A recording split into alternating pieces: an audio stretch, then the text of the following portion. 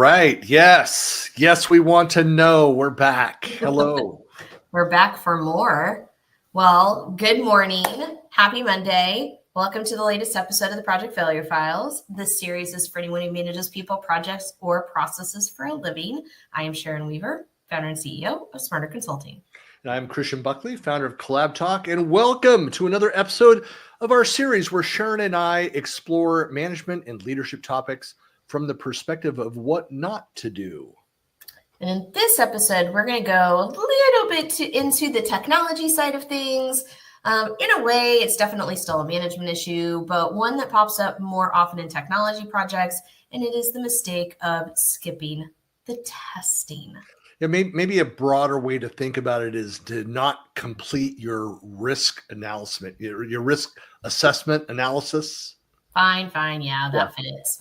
I mean, a well-managed project, whether you're doing business planning, creating marketing strategy, or building and deploying a new AI-driven internet solution, will require some level of risk analysis. Yeah, and testing is one of those areas where you think about it when budgets are tight and delivery deadlines are looming. Leaders often make cuts in testing and support and other things like nice to have. Yeah, I think a lot of things like planning, prep work are viewed as luxury goods and not essential, which is why many leadership teams, they can think that they can just kind of cut it out. And they'll be like, well, we hired you to be the expert. You've done this dozens of times. So how realistic is that risk assessment anyways? And this is where, the testing a technology project and performing a risk assessment, really kind of diverge. It's not so much a discrete event like, hey, there's a testing phase of this. We built something. Now we need to test it to make sure that it works. No, this is part of your ongoing management. It's part of your methodology, your approach, the framework for the projects. It's about identifying throughout all of that at the beginning, as you go through each phase to identify what could go wrong. And if that went wrong, like what would cause that, what to do if that risk happened, if it's realized. So it's really an ongoing activity until the project has been delivered, and even into support and ongoing maintenance. You still have a lower profile, but a risk analysis that you perform to make sure that it ongoing availability of the solution. Yeah. And as a consultant, a manager, or even a business owner, you're constantly reviewing, testing, estimating, and making adjustments. Like it's never just a one-time thing. You're always looking at it. So it's always about maintaining that momentum and continuing to move the project or the practice or the business or whatever forward. Or the podcast, the webcast. We got to move it forward, Sharon. So we looked at the risk. It was high risk because you're partnering with me on this. But, as always, should be a great conversation. As with every episode, please feel free, comment throughout the episode, share your experiences, any feedback, examples that things we may have missed, other ideas that we didn't cover. We'd love to hear back from our audience. So let's get started with some definitions. So defining that concept of trusting luck over testing, it really refers to the risky habit of assuming that things will work as expected, as designed. Like I used to joke, it's like, why do we need to test? Why don't you just build it so that it works properly the first time, Sharon? Well, why don't you code it that way? Why are you building bugs into your platform? It worked on my machine, Christian. That's right. Yeah. Turning it off and on again. I mean, ultimately, the idea is that oftentimes stakeholders assume that everything will go exactly the way that it's planned. And when we talk about the technical side of things, we talk about like development specifically, there's this idea that we're behind the scenes building things and everything we make will always work exactly the way that we plan it. It will always work exactly the way that we design it. Everything will go exactly perfect. And we call that happy path or critical path in project management. And the truth of the matter is there's a significant portion of time that it does not follow the happy path. One of the proud moment of being part of the team that helped build design and build the first SharePoint migration tool that did a pre-migration analysis and assessment. So this is getting a little bit nerdy, the technical side, but Sharon, you're familiar with these tools and where they are. But when I left Microsoft in 2009 and went to this little company in downtown Seattle, and we called Echo Technology, we designed and built this product called DaVinci. But one of the things that was really, bleeding edge was this idea of going in and looking at all the data, all the systems, and running it without doing the migration, running it against a bunch of rules and processes, and for it to come back and say, okay, let's say you had 100 different sites within your environment, your intranet, and 60 of them we have a 90% or higher assessment that they will migrate fine. And then we've identified all these other problems elsewhere. And so you iteratively would go through, and this is a bit of a humble brag here around it. But again, this idea of knowing before, identifying what the risks were, going in, cleaning, fixing those problems. All right, now it's not 60 sites, 70 of the sites now pass. Okay, fix some more issues that we can identify, and then run the test again. Now it's 75 sites should run and be able to migrate. That is kind of the same concept as this. It's you need to do the assessment. It's not just a fingers crossed, because that was a problem again on the migration side, the technical side, where migrations would fail and people wouldn't understand why. They'd have to then dig through, go through the logs to try and figure out what caused this. I don't know. Let's go and we'll try it. We'll run it again. Fail. Why? And so we can rely on our good intentions. We can rely on the assumptions there, or we can go through using our past, historical view, our experience, and look at it and say, well, I know that when I leave this data blank in the table, that causes a failure. If this other data is missing, if there's a third-party tool attached to it, that causes a failure. Kind of all these different things. If there's a unsupported workflow tool that's associated with this site, that caused a failure. You get a better understanding of those things. Well, that's kind of what that risk assessment is. Mm-hmm. Using that knowledge, using that experience, saying this could happen, not saying it will, but it could happen. High chance of this. It's a likelihood this happened. This is what we would do. And we move forward. And as we learn more information, we adjust. And then it becomes less likely that bad stuff will happen and more likely the good stuff will happen. Well, and through that risk assessment, you can identify, like you said, the things that have the higher risk and the lower risk of happening, and the higher risk items. So this is when we get to throw in that buzzy word, mitigate.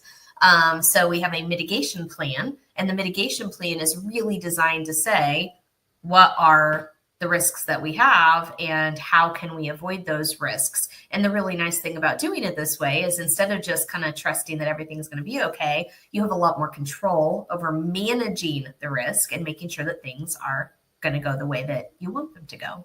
It's funny. Last week we were talking about, one of the takeaways was, how can we better empower every team member to be able to say no to certain, to scope creep happens, to be able to push back and say, hey, look, this isn't realistic. I mean, part of this is, I think it coincides with that. If you are, skipping the risk assessment, not giving it proper, thoughtful analysis, you can become overconfident. You're not saying no. You're not pushing back at the right times. Like you should, I always look at any project plan with a healthy dose of skepticism.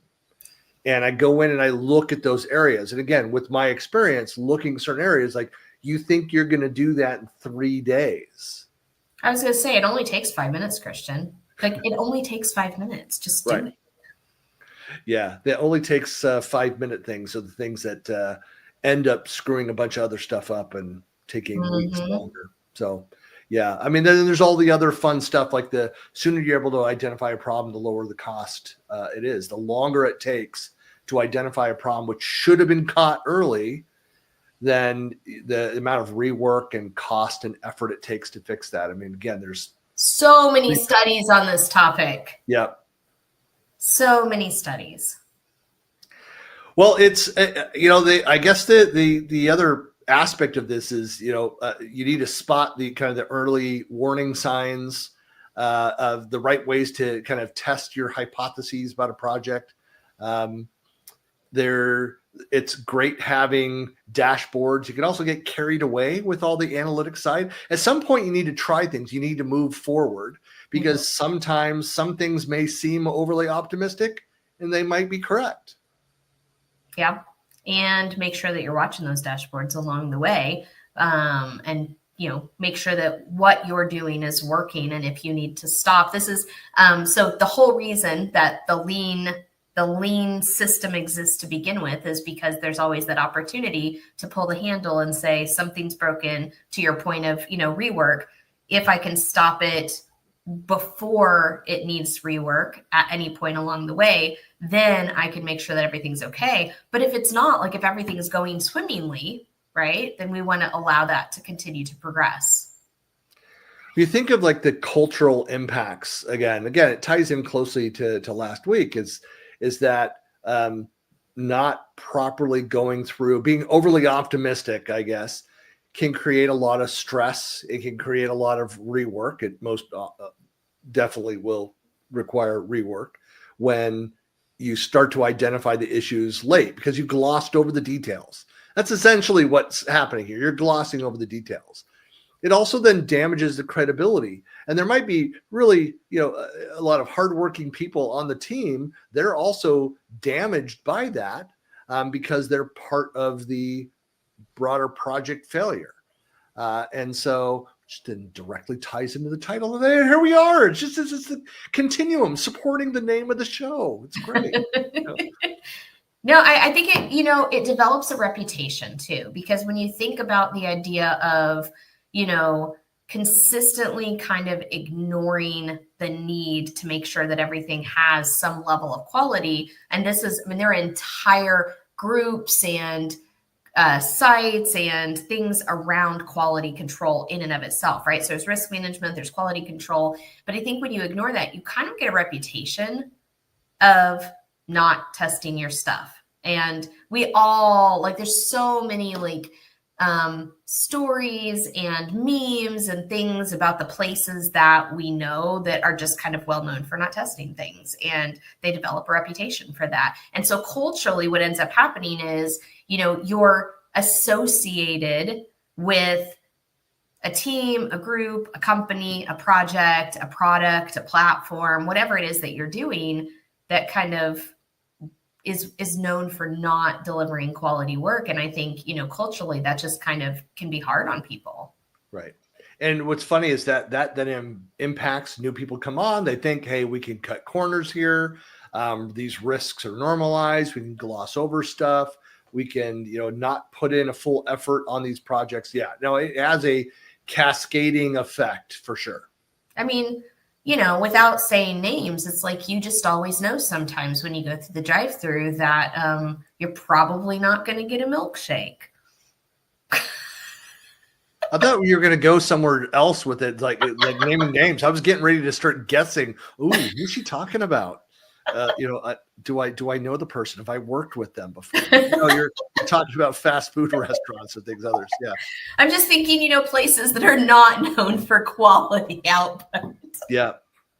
Although I have to say that there's a couple, I'm a burger guy. There's a couple places that are not known for quality. And I'm not talking like health code violation, right? Quality, right? Just sloppily put together, burgers and stuff that are still just fantastic. Well, yeah. I mean, there's definitely different, opinions about quality, and which quality is not our topic, although that could be a good topic and a fun topic.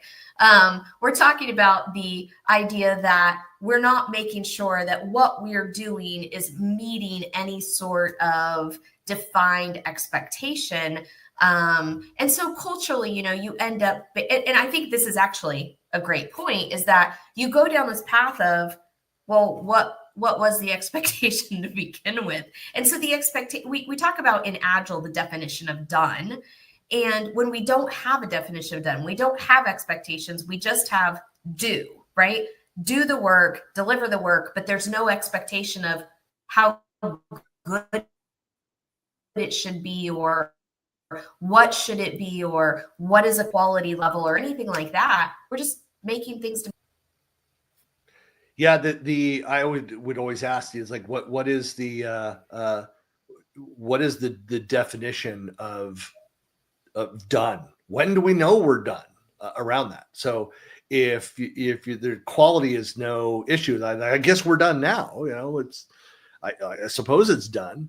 No, thinking of the pitfalls. This is uncorrected. If you're not going in and building in the quality checks as part of this, what you find is that you have more and more late stage failures that you're identifying.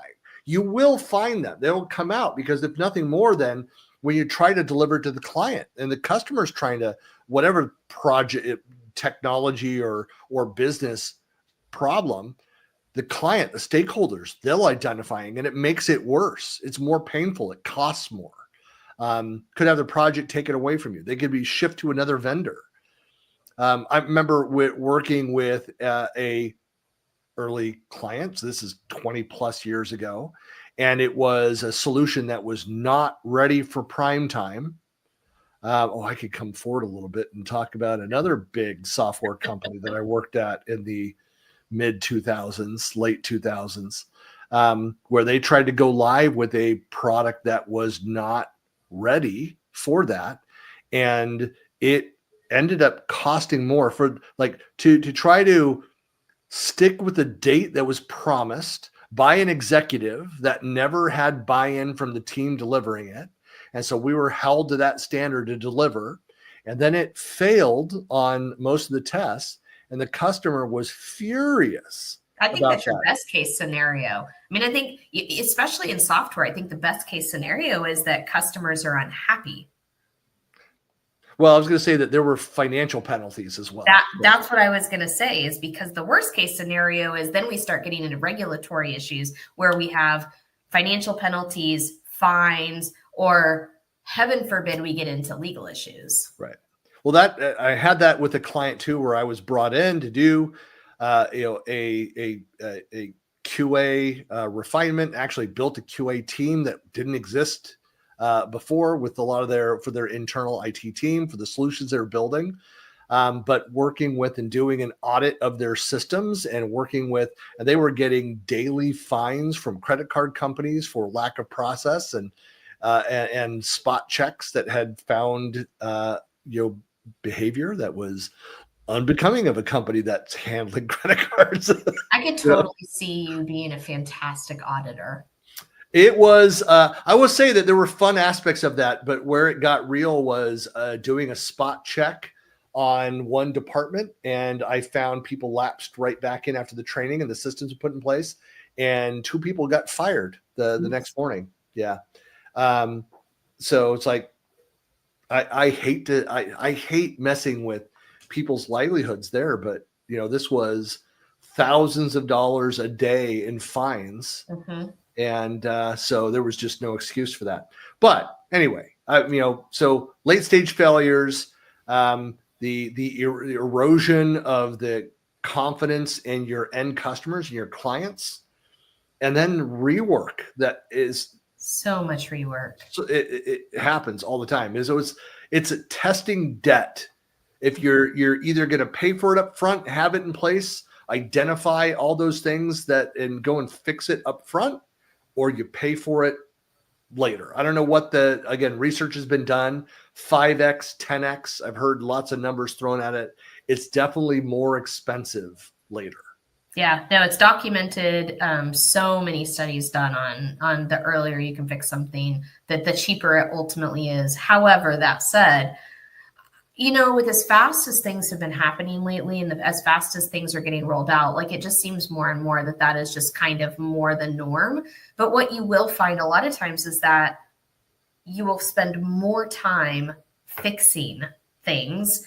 And so I think of there's a really famous movie and book, and they talk about patching the pipe, right? And at some point you get to a point that it's more patch than pipe. And so I think what ends up happening when you don't make it right the first time and you don't make sure that your quality is there, you end up patching everything along the way. And at some point you've spent more time and more money patching than it would have cost to have just put some quality control in to begin with.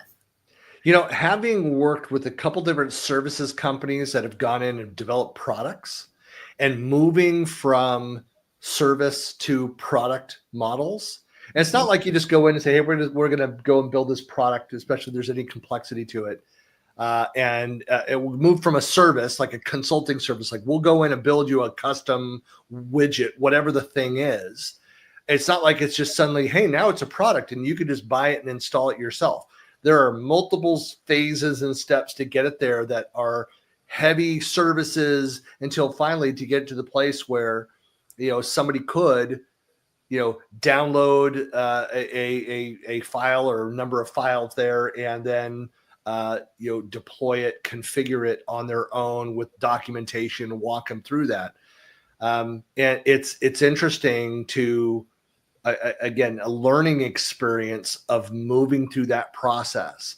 And everything that you think as the developers, you've been delivering it as a service. So you have a team of people, you go in and you do all the things, all of the multiple steps. Then you start thinking of it in terms of what is the client going to do? How will they look at this? Will they know to do this and make this switch and go in and do these different pieces? And the limitations of technology all around that, you get better with more clear of thought. And I started my career 30 plus years ago as a technical writer and a business analyst. So thankfully my early training was of thinking of this step by step through the process as a customer that's untrained. You have to leave your bias behind to go in and do that. But a lot of times you have to look at these things in the same way. Look at it. It's hard to do, but look at it through the lens of your customer, your client, and what do they approach. And it takes careful, thoughtful approach to be able to do that kind of assessment, that kind of review, and not just carry over your own biases and skip past potential risks of that. So I know that for all of you that don't work in the tech world, I think that still translates. You still want to go through and think of what is the end user experience, what's the stakeholder experience for this project, and be very careful to not carry your own biases into that review, that assessment. But it will undoubtedly will uncover things that if you don't go through that process, they'll slip right by you. It's funny. It's what kept popping in my head, Sharon, was the whole, if you fail to plan, then you plan to fail. Mm-hmm. It's so cliche, and yet it's so true, and it fits this so well. It's true. Well, think about strategies for overcoming this issue. So I don't know if you have a specific approach. I know we have kind of a framework that we've outlined. Well, I think that ultimately the best way to do it, so kind of tying it all back together, if you have a definition of done, meaning when I'm done with this, this is what I expect. And you have a way to go back and check to see, does it do what I want it to do? Does it act the way I want it to act? Does it give me whatever it is that I'm expecting? Then you know what to look for. And so you have something to work against, right? And so you can look for where things are not working early on, and you will have something to compare it against at the end. And you'll be able to see, okay, I need to go from here to here. If things aren't going the way that I expect them to, then I can identify those things when and where I need to as opposed to if I'm just kind of like doing things, then I have no idea how to identify, am I even going down the right path? I think you could also be more methodical just in your review of what's been completed or not. And I know this is something like any good manager, any good PM is going through and looking at, okay, you say it's done. Is it done? Is there anything else that's created? This goes back to like any project management tool. You've entered your time, the details around it, but that data is only, your reporting is only as good as the data that was input. And so what are you missing from that? But as part of that, you need to be thorough in the testing. So whether technical or business focused, what are your tests? How are you kicking the tires at each milestone, at each phase to make sure, how could we be more rigorous? What else could we have done? And not that you're going to do everything possible. And again, there's the whole, analysis paralysis. You have to move things forward. But there needs to be some kind of, whether it's peer reviewed, do that, or tools, does dashboards as a way of looking at the data and getting buy-in that, okay, yes, this passes the smell test. It's passes these uniform tests. And we're confident that, back to your point of, what does quality look like? What does done look like? Was it actually delivered? It's like doing that assessment at a lower level, not just the end of the project. You've got to do that at each phase, each major milestone. Yeah. And you think of this in quality manufacturing, right? So software is a type of factory, kind of, you're creating a product, just like if you have a physical, tangible product. And if you think about this in the manufacturing sense, they will test each piece along the way. So as I'm assembling the parts, each part will be tested. And then as it's assembled, the whole thing will be tested together. And I think, you have to do the same thing no matter what we're creating. It doesn't matter if it's a digital product. It doesn't matter if it's a tangible product, a physical product. The idea here is, what does this piece look like? Did we do the piece correctly? And did we identify that we did the piece correctly so that when we pull it all together at the end, then we know, okay, now let's test everything together, as opposed to waiting until could you even imagine, like we watch How It's Made and it's hilarious, but could you imagine like having one of those things that they make and waiting till the very, very end of the assembly line to look and see, did we make the right thing?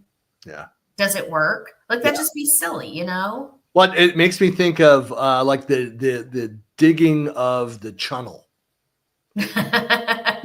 And constantly go back and reassessing and doing that, where had they, not lined up. So they're constantly adjusting. And the reality is, if you think of like the things that come up, the imperfections of any project, they hit major, they hit granite and they have to slide, or, hey, they have to go deeper down because that section, there's a channel in the channel. There's a valley at the bottom of that part of the channel that they actually need to go down. Otherwise, water comes in and it's no longer a tunnel. It's a tube of water transportation. Well, and I think it's a really good point to talk about the idea that. Sorry, I meant the two words I meant was death trap. It becomes a death trap when the water comes in. We've talked about paying attention to making sure that we've got early warning signs. We've talked about choosing the right test. I think this is, it's very important that the entire team has transparency into what's happening and how those tests are going, because otherwise that's exactly it. Like, if the right hand doesn't know what the left hand is doing and you're not all on the same page and you're not witnessing this together, there's an entire possibility that you're making completely different things or the wrong things, or they're not going to work together. Yeah. If we had more time, I'll go into my whole, I used to add this into a couple of different sessions where I would talk about the brilliance behind it's an important American film, which is, of course, Spaceballs, and the whole thing of how the heroes, they go to Plaid, or the bad guys go to Plaid, they jump into hyperspace and everything. Yes. But it's that idea that the short version of it is, when you're talking about hyper speed, light speed. If you are a fraction of a degree off, you end up in a different solar system or universe. And so you need to be very careful with that and make adjustments as you get more data in. And that's why a best practice is you want to maintain momentum.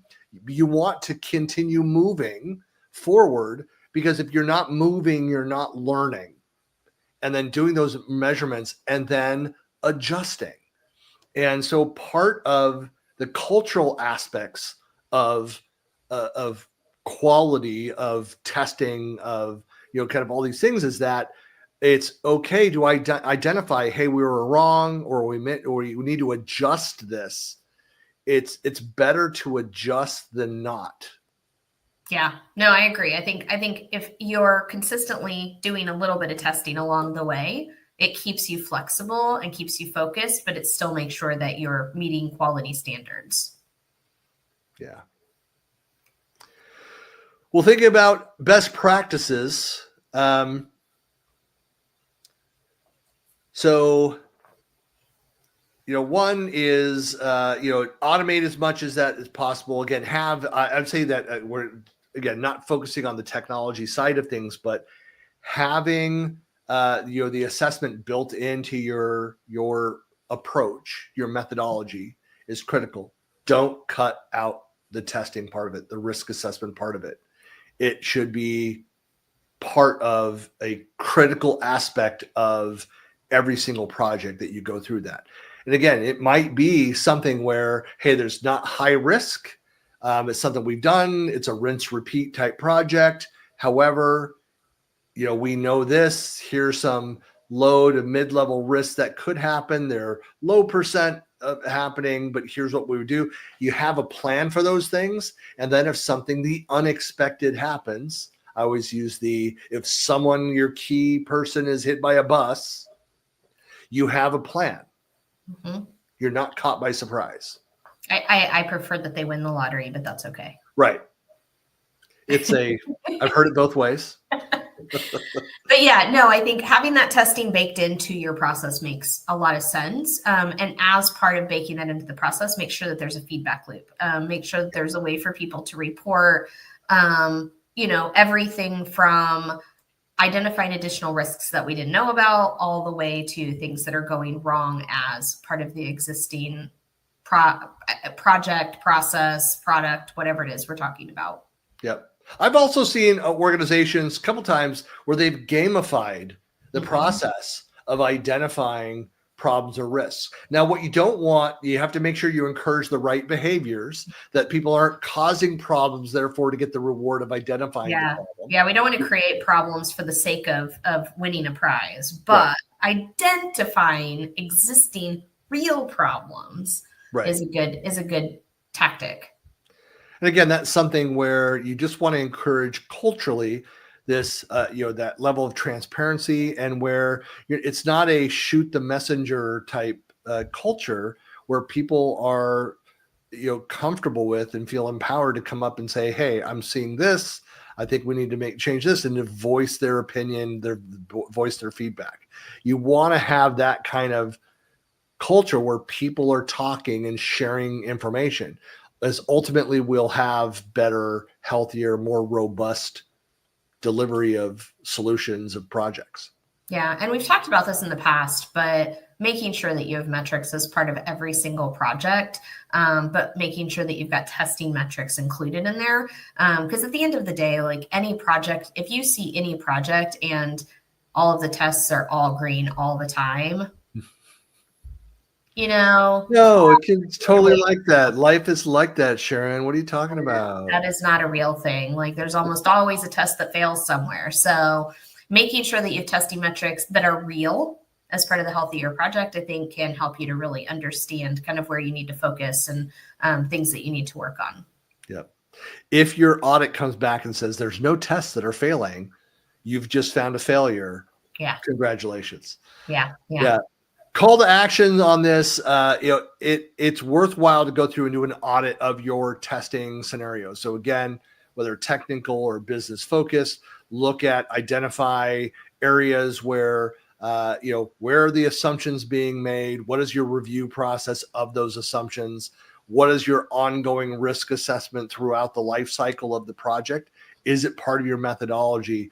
How is that incorporated into your project reviews? I mean, I know that like we do this with clients now as we talk about like what are the problems, what are the risks that are out there, what help is needed, what do you need, so that nobody feels that like I wasn't supported, I didn't know who to turn to. You constantly ask that. Make it part of your culture that people are comfortable having those conversations. Yeah, absolutely. And then celebrate it when you figure it out, when you see opportunities where you can fix it. I do like that. And I stopped, causing the problems that they figured me out. But, Again, creating them to get a prize is not what we're going after. When people understand how they're being measured, Sharon, then they generally optimize their behaviors for that against that measurement. So that's all I'm saying. Yeah. Yeah. Well, that's it for this week. This episode. Thank you everybody for watching. Please be sure to follow us and subscribe. The recording for this, everything is out on YouTube at Project Failure Files. Of course, you can find us out on socials as well. Please subscribe to our new YouTube. We're kind of lonely out there as people finding us. We spent a year building up the old site. Now we need to have everybody move over to the new one. So we need you. If you think you're subscribed, you're probably subscribed to the old location. You need to move over to the new one. But anyway, thanks for being here. And we'll be back the same time next Monday for another episode. Yep. See you next time. Thanks a lot. Bye. Bye.